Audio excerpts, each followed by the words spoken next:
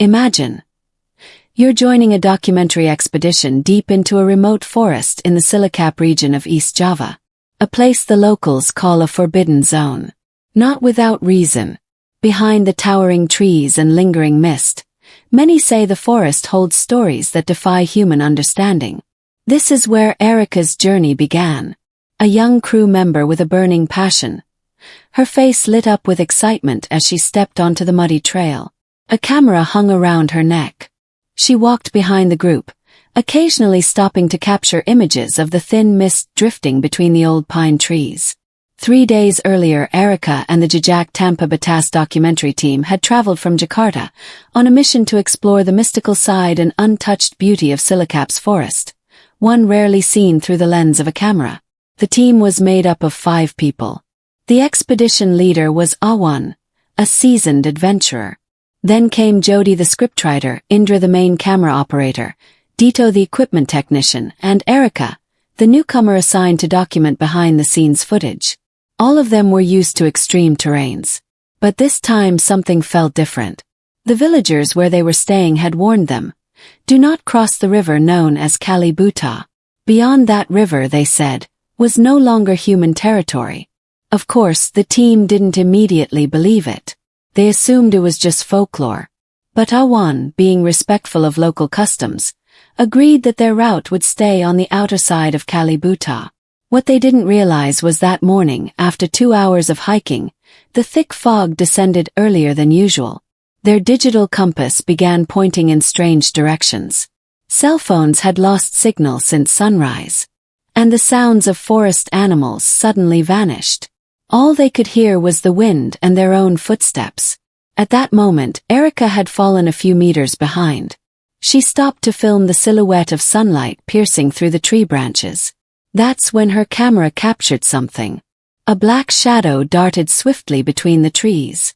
Too large to be a bird, too low to be fog, too vivid to be an illusion. Erica froze. She rewound the footage, but the shadow was gone. She frowned, then hurried to catch up with the team up ahead. That night, they arrived at a flat area suitable for setting up camp. Trees surrounded the clearing like natural walls. In the heart of the silent forest, they lit a fire.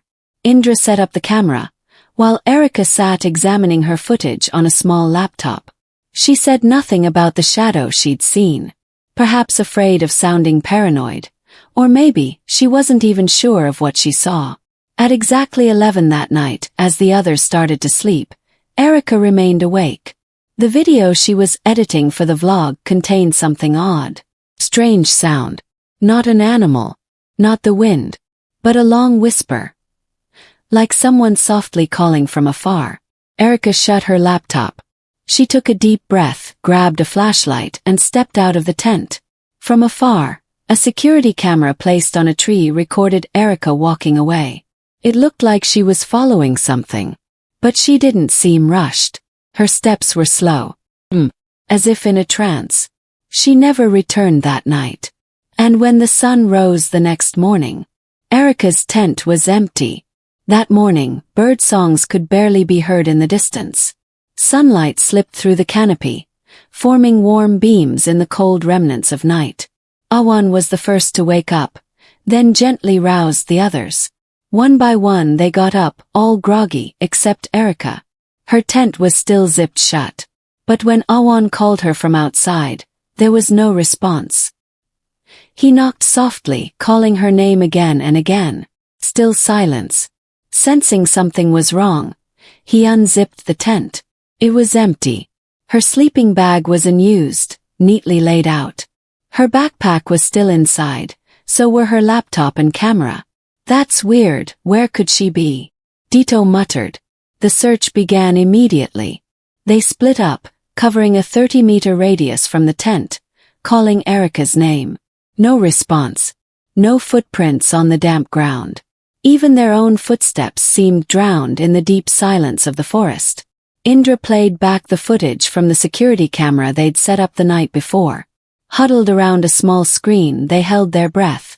The footage showed Erica leaving the tent at 11:47 p.m. She carried a small flashlight but didn't turn it on. Her steps were straight, walking between two large trees, known by the villagers as the Gate of Spirits. Her body looked normal, no signs of panic or fear. But the final moments of the footage sent chills down their spines. Erica slowly turned her head to the right, as if hearing something, then gave a faint smile and vanished into the fog. The recording ended there. "I really don't like this," Jody whispered, his face pale. Awan tried to remain rational. He ordered them to expand the search but stay within eyesight of each other. They walked in the direction Erica was last seen, past the large trees, down a path they hadn't planned on taking. The farther they went, the stranger the forest became. The air turned colder, the ground wetter, and sunlight seemed blocked out by the leaves above. More than once, they felt footsteps behind them, but whenever they turned, nothing. Suddenly Jody stopped. "Look at this," he said, pointing to a low-hanging branch. A scrap of dark fabric hung from it, possibly a piece of Erica's shirt. One took it and sniffed. The scent was strange. Not mud, not blood, but like an intense burning incense. Then Indra showed his compass. "The needle's spinning like crazy, bro. This isn't normal." The sky was cloudy, yet there was no sign of rain. The wind died down. Animal sounds vanished again. They stood frozen on that narrow path. Ahead, only giant trees stood like ancient guardians. Below them, the fog hung low, as if hiding something not meant for human eyes. Finally, Awan signaled for everyone to return to camp. It was getting late, and the situation was growing more worrisome. They agreed that if Erica wasn't found by evening, they would head back to the village. But deep down, each of them knew, this wasn't just a missing person case. Something was behind all of this. Something they couldn't understand, and might not be able to fight. That afternoon, the camp was filled with unease. The wind blew gently, but its chill pierced the skin. The campfire was rekindled, even though it wasn't yet evening.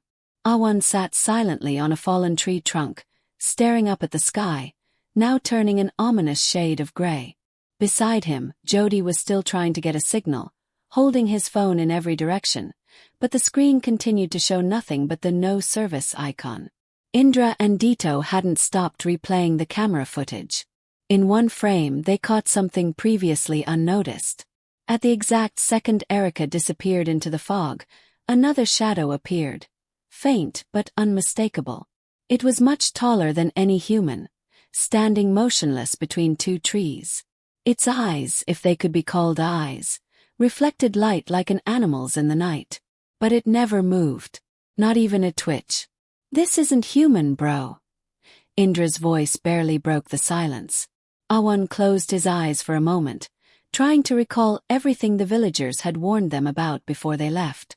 The taboo about crossing Kalibuta, the warnings about sacred times, and one phrase that now echoed relentlessly in his mind.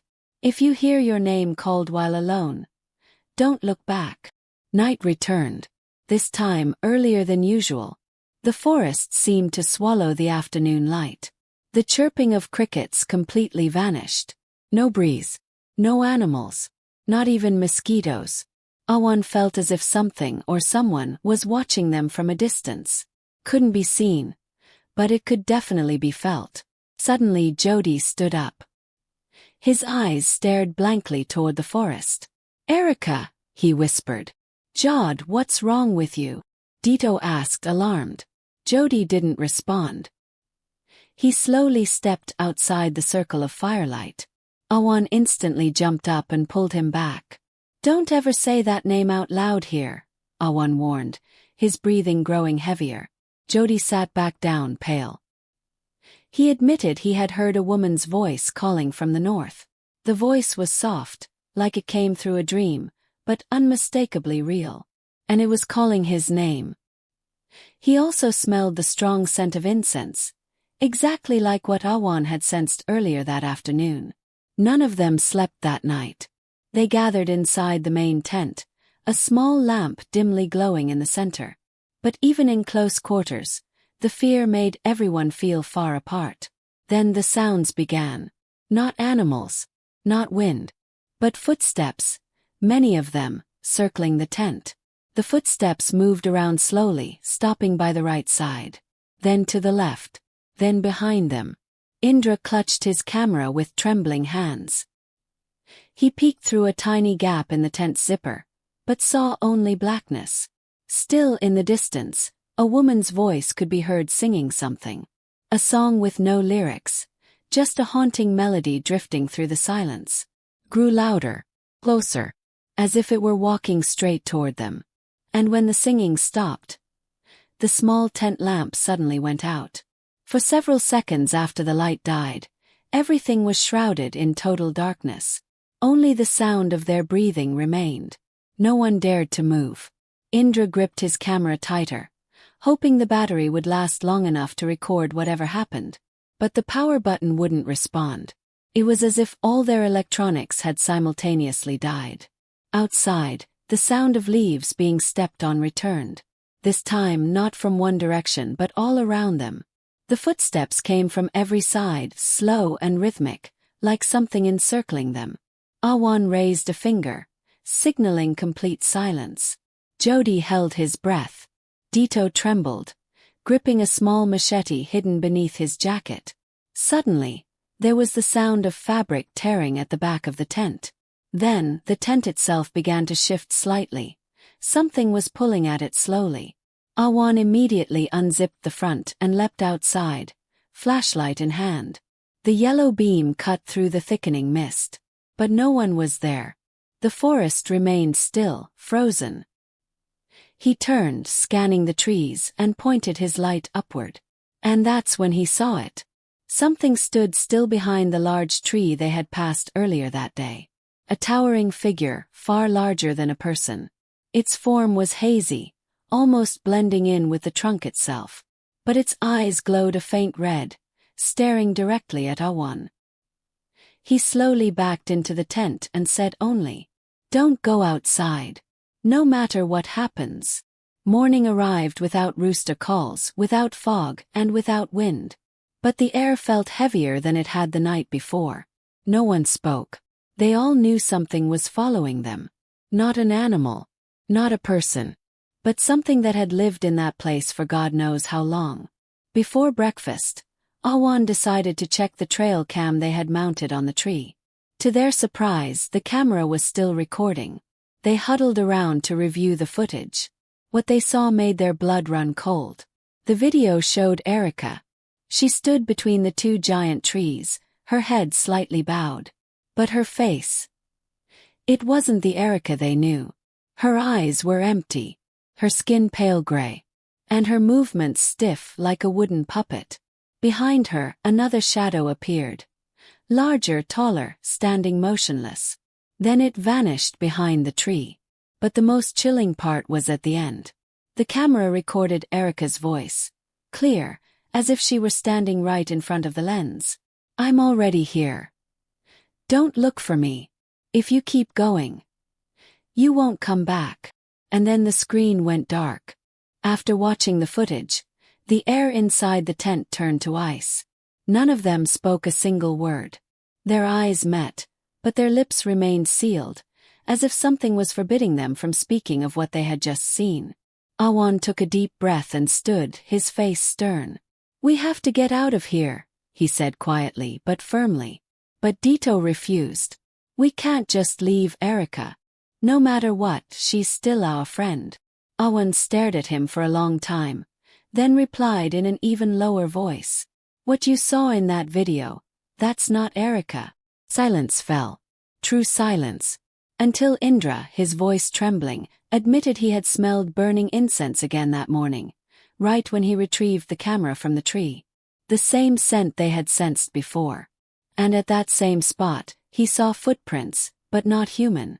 They were long, with claw-like toes that gripped the earth. And more disturbingly, the tracks led toward the one place they had avoided since the first day, the edge of Kalibuta. Kalibuta, the invisible boundary that the villagers warned them never to cross. The water looked like any ordinary river. Not deep, not fast. But no locals ever dared to cross it, not even to fetch water. They believed that beyond the river, It was no longer human land. And now the tracks led there. As if pulled by something unseen, they followed, though their hearts grew heavier with every step.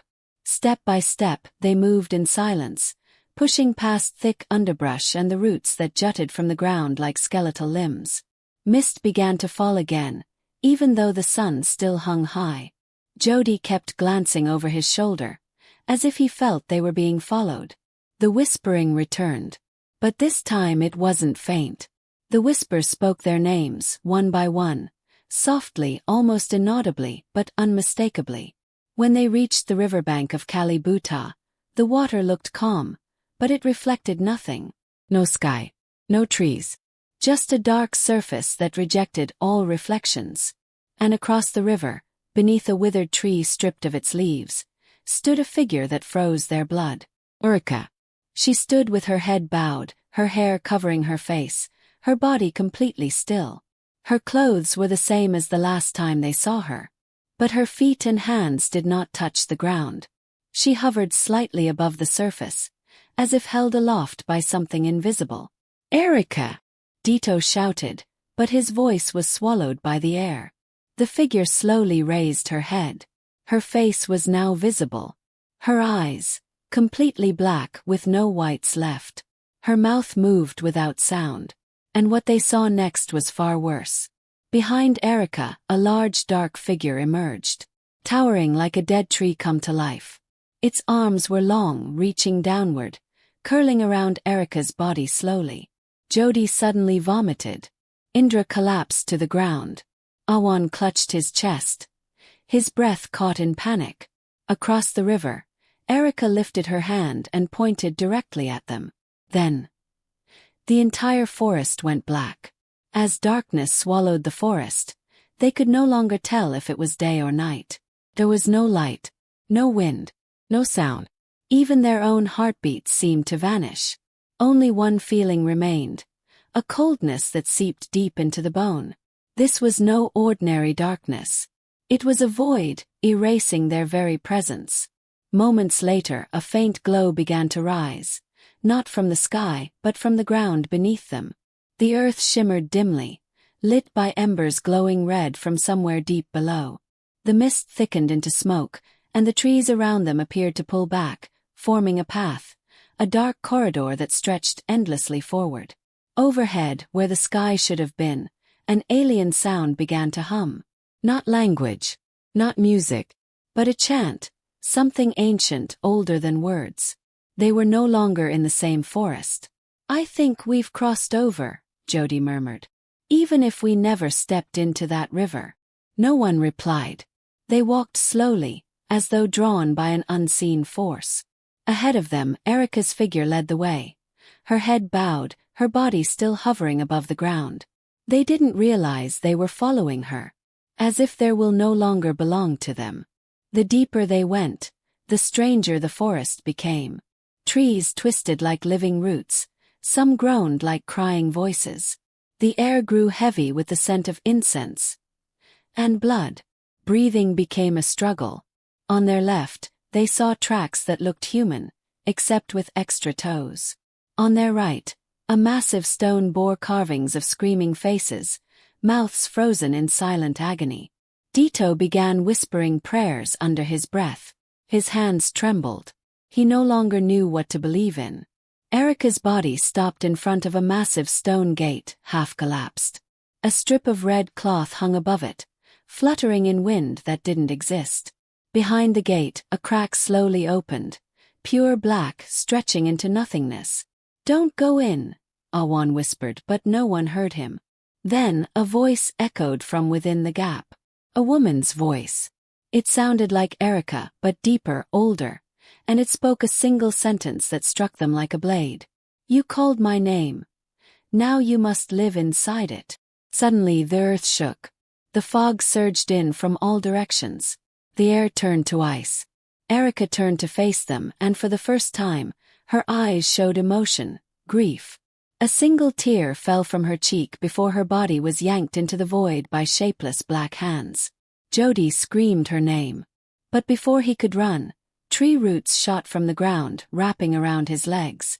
Indra was pulled backward by a shadow, tumbling into the underbrush. Awan grabbed Dito's hand, trying to hold him against the force now rising from beneath the soil. In the middle of the chaos, a distant chime rang out, 3 strikes like an ancient bell tolling from above. Then silence. When Awan opened his eyes, he was alone. Dito, Jody, Indra. No trace. No sound. No Erica. Only one thing remained. Erica's small camera lying on the cracked dry earth. Awan stared at the small camera with trembling hands. He didn't touch it right away. A strange coldness surrounded it, as if the object still carried something alive within it. But that was all that remained. No sound. No friends. The forest around him had returned to how it was, silent and damp. No giant stone. No rift. No thick fog. As if the place he had entered was nothing more than a nightmare that briefly bled into reality. He crouched and slowly picked up the camera, turning it on. The screen flickered for a moment, then lit up. There was still some battery left. He opened the last file. The video began in the tent, the night before Erica disappeared. Her voice was normal like always. Erica was recording herself, looking a bit tired. Day 4. This forest keeps getting colder. But something's strange. I heard that voice again. The one calling my name. I don't know why. I'm not scared. I'm curious. Then the screen shook. Erica stood and walked out of the tent with the camera. She followed a narrow path, stopping in front of a tall tree. That's when the voice came again. It came through the camera speaker, a woman's voice calling softly. Erica! Come here. In the footage, Erica walked deeper into the woods. Her voice grew heavier. Her breathing slowed. She began talking to herself. I think I know this place. Like I've been here before. Then the screen shook violently. The video turned black. But the audio kept playing. Heavy footsteps. Breathing that wasn't hers. And a long whisper, like a prayer, but in a language Awan didn't recognize. Suddenly the video resumed. Erica was now sitting beneath the tree. Her eyes were empty. She stared directly into the camera and said, I'm no longer Erica. I'm just a face you recognize. But this soul. It was called long before you ever arrived. Then the screen froze. The video ended. Awan slowly closed the camera. His eyes glistened. He stood and looked around at the forest, now still again. He knew he had to get out fast. But before he could take a step, a voice from behind him made him freeze. A soft, female voice called out, Awan! His body trembled instantly. He remembered the villager's warning. If you hear your name called when you're alone, do not turn around. But fear and curiosity tangled inside his chest. His breath caught. The voice came again, closer now. Softer. More familiar. Awan. He closed his eyes. But the voice continued. Closer. Until he could feel warm breath against his neck. Awan couldn't take it anymore. He turned around slowly. And when he saw what was behind him, the world shattered before his eyes. That same night. In Erica's room. The wind howled fiercely that night. The sound of banana leaves behind Erica's house thrashed against the wooden walls. She shivered, not just from the cold, but from a heavy sense of dread. In her room, dimly lit by a flickering lamp, she had another nightmare. In the dream, a woman with a face full of scars stared at her from the window, her lips moving silently. Erica woke with a gasp. She glanced at the clock. 2:13 a.m. Same as the previous nights. Then, like before, came the sound of knocking from the kitchen door. 3 times. Then silence. Too scared to move, Erica curled into the corner of her room, whispering prayers under her breath. She didn't know who or what visited each night. The next morning, Erica gathered the courage to ask her elderly neighbor, Bumaina, about it. Voice shaking, she shared what had been happening. But the moment she mentioned the time and the knocking, Bumaina turned pale. Your daughter's still living alone in that house? Bumaina asked, voice trembling. Erica nodded. Bumaina took a deep breath, then said, "It's time you knew. That house used to belong to a female shaman. She was burned alive by the villagers. They accused her of cursing children. But her spirit never left. Especially not when a young woman lives there." The explanation stunned Erica. She had never imagined her humble family home held such a dark history. But suddenly everything made sense. The smell of kananga flowers at night, the whispering from under the bed, the shadow in the corner of her mirror. None of it was coincidence. That night, Erica tried reading from the Surah Yasin softly. But by the second verse, her room's light flickered and died. The candle she lit melted down instantly, without flame. Then from the kitchen came slow, dragging footsteps. Erica shut her Quran, curled into the corner of her room, and heard a voice, heavy and cold, whispering near her ear. "I want to live in your body now." Erica screamed, but no sound came out. No one came. That night, it felt like something was sitting on her chest. She could barely breathe. Her heart nearly stopped. But before passing out, she saw it. The silhouette of an old woman in the corner of the room, grinning wickedly while holding a fistful of hair. The next morning, Erica was burning with fever.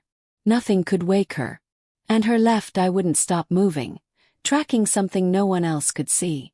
For 2 full days, Erica remained unconscious. The villagers grew uneasy, and finally, the Kyai from the nearby Islamic boarding school was summoned. The moment he stepped into Erica's room, he began reciting Ayat al-Kursi in a strong voice. The room felt scorching hot, as if it were burning from within.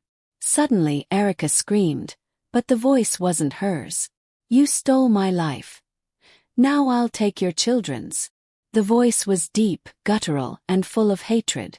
Erica's body levitated slightly off the bed, then slammed hard onto the floor. The Kyai continued reciting sacred verses, and Zamzam water was poured over Erica's body. A sharp, metallic stench filled the air. From beneath the bed, a large black snake emerged, only to die instantly as a drop of the holy water touched it. The Kyai exhaled deeply. "This is no ordinary disturbance," he whispered. "This is a Pasujihan house." Erica was chosen as a failed successor, a sacrifice, because she refused the legacy. Bumaina nodded solemnly. Her mother once rejected it too. But ancestral pacts can't be broken so easily. Erica slowly regained consciousness. But from that moment on, her eyes were never the same. Blank, distant. She seemed to see things others could not. Sometimes she smiled to herself. Other times, she mumbled in a language no one recognized. As dawn broke over the quiet village, the adhan echoed from the small mosque. Soft light pierced the mist around the coconut trees.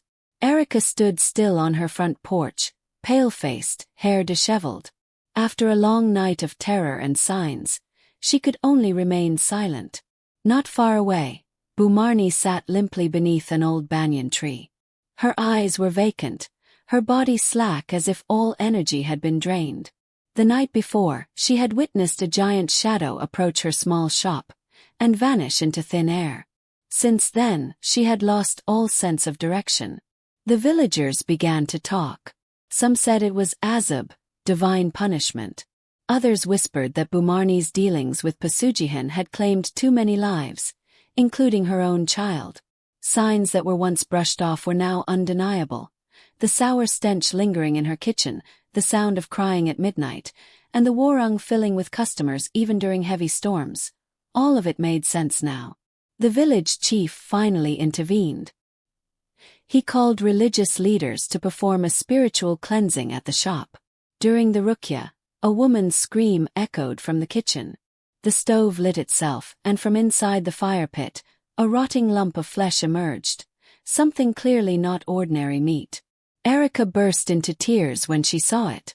She realized then that she had unknowingly been part of her mother's lies and crimes. She could no longer stay in the village. That night, she packed her belongings and left without saying goodbye, leaving behind a single note under the mosque's door, a heartfelt apology and a promise to repent. Time passed. Bumarni's house was abandoned. Her warung closed for good. Some claimed to still see the figure of an old woman sitting on the bench in front of the shop, staring blankly at the road. But no one dared to go near. One quiet afternoon, Erica stood atop a small hill overlooking her village. The wind brushed gently against her face. Her heart felt lighter, but tears streamed freely. She thought about how close she had come to being swallowed by the deceptions of this world.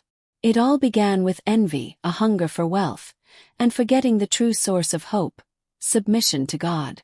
Now, after all she had endured, Erica finally understood one great truth. No wealth in this world can be taken to the grave. Even the strongest body returns to dust. What lasts is faith and good deeds. As Allah says in Surah Al-Hadid, verse 20, "Know that the life of this world is but amusement and diversion and adornment and boasting to one another and competition in increase of wealth and children, like the example of rain whose resulting plant growth pleases the farmers. Then it dries and you see it turning yellow. Then it becomes debris. And in the hereafter is severe punishment and forgiveness from Allah and approval. And what is the worldly life except the enjoyment of delusion?" Erica eventually returned to her mother's home. Her sorrow turned into prayers. Her regret into nightly repentance. No longer chasing riches, she sought blessings instead. And from there, doors of sustenance began to open. Erica's story from Silicap is not just about pasujihan or divine punishment. It is about the dignity of a mother, and the second chances granted by Allah, the most forgiving. As long as breath remains in the body, the door to repentance is never closed. If you love your mother, like and subscribe to this channel.